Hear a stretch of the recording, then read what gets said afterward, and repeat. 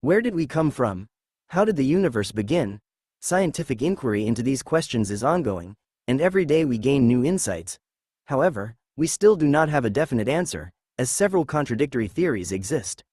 In this video, we will explore what the Quran says about this matter and why its perspective cannot be ignored. First, we will discuss two opposing concepts regarding the origin and diversity of life.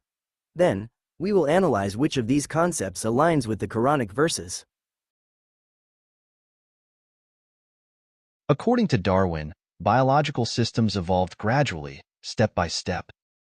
To create life from scratch, chemical evolution first occurred, and once life began, biological evolution produced a diversity of life.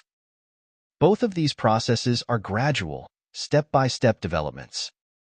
In The Origin of Species, Darwin wrote, "If it could be demonstrated that any complex organ existed, which could not possibly have been formed by numerous, successive, slight modifications, my theory would absolutely break down."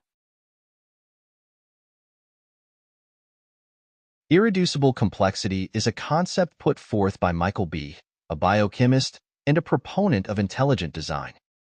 B's idea argues that there are certain biological systems that are so complex and interconnected that they cannot have evolved through a gradual, step-by-step process. He claims that these systems are irreducibly complex, meaning that if any of their components were removed, the entire system would lose its function and therefore could not have evolved gradually.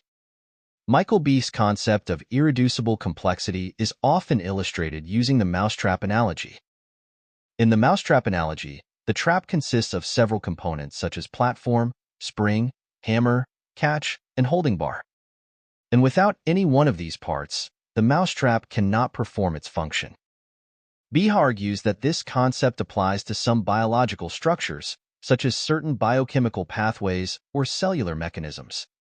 One of B's most famous examples of irreducible complexity from biological world is the bacterial flagellum, a whip-like appendage used by some bacteria for propulsion.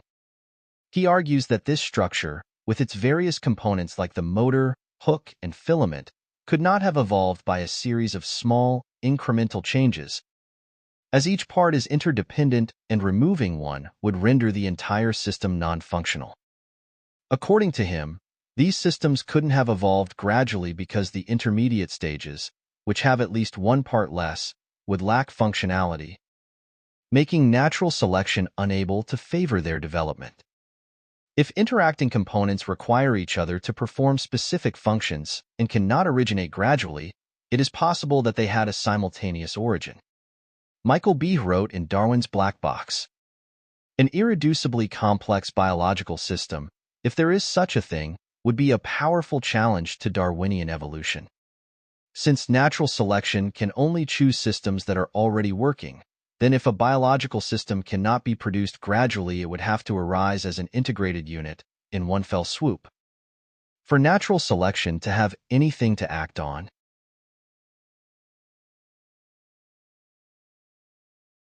Evolution relies on random mutations in natural selection to create new systems. However, random mutations are inherently uncertain, and after one mutation, there must typically be a waiting period before the next useful mutation occurs. This feature of evolutionary mechanisms makes the process inherently gradual. To produce interdependent parts, multiple coordinated mutations would need to occur simultaneously. The probability of this happening is astronomically low when the process is unguided and gradual. If not through a gradual process, what is the actual manner in which such irreducibly complex systems originate? We will explore this using the analogy of a watch, a comparison William Paley famously used to argue for intelligent design. Humans employ a specific approach to produce dynamic systems with interdependent parts, such as a watch. This process transitions through three distinct phases. 1. Materialization phase. In this first phase, the components of the watch are created from raw materials according to a blueprint. 2. Static organization phase. In the second phase, the individual components are meticulously arranged to form a static organization. This static phase allows for the simultaneous integration of interdependent parts, which is essential for creating irreducibly complex systems. 3. Dynamic activation phase. In the final phase, the watch is suddenly switched on, converting the static organization into a dynamic system. The creation of life and the universe may have undergone similar phase transitions. One of these phases must have been a static organization phase, during which complexification, ordering, and fine-tuning occurred. Only after this static phase the components were set into motion. This idea stands in contrast to evolutionary theory, where complexification is believed to occur gradually, in small steps, throughout the process. So according to theory of evolution, complexification occurs after the system has already been set into motion. But which of these two mechanisms is more feasible? It is reasonable to say that complexification is more easily achievable in a static phase than in a phase where the system is already in motion. The theory of evolution lacks such a static phase in which all components could be brought together before transitioning the system to a dynamic phase. Now, let us discuss some Quranic verses that point toward these phase transitions. Surely, in the sight of the God, the similitude of the creation of Jesus is as the creation of Adam, whom he created out of dust, and then said, "Be," and he was. Quran 3:59. Here is another verse. Do not the unbelievers see that the heavens and the earth were joined together as one unit of creation, before we clove them asunder? Quran 21:30.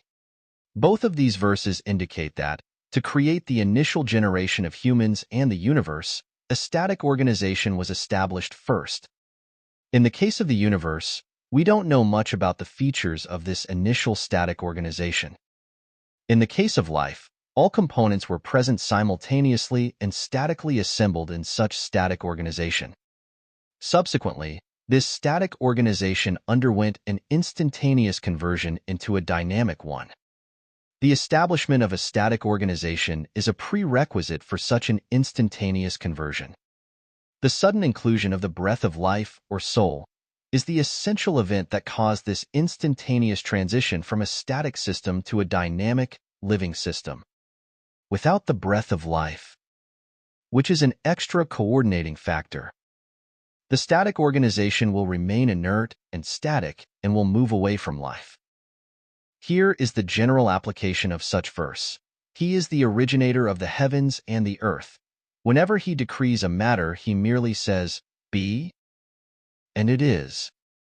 Quran 2:117.